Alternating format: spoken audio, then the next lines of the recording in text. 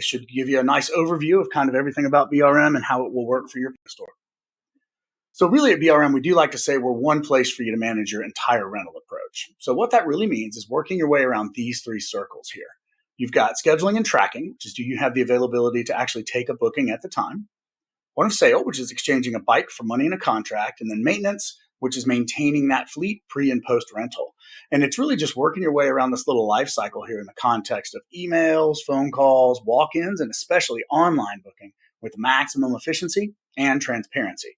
That's what we call our core system, and it's really the main thing that BRM manages for you. On top of that, we do have some add-on layers some of our shops use, and it really just depends on whether you think you might need them or not. And I'm going to show you a couple of these. The tours module, which allows you to have sort of independent pages for your customers to come and book tours and events. We have our multi-location function. So if you share inventory between locations or you own more than one store, that'll allow you to use that. And then we do have an online delivery module that a lot of our shops will use to kind of keep organized, mostly for higher volume delivery. You can always check these modules out within your free trial or even after you've started an account with us.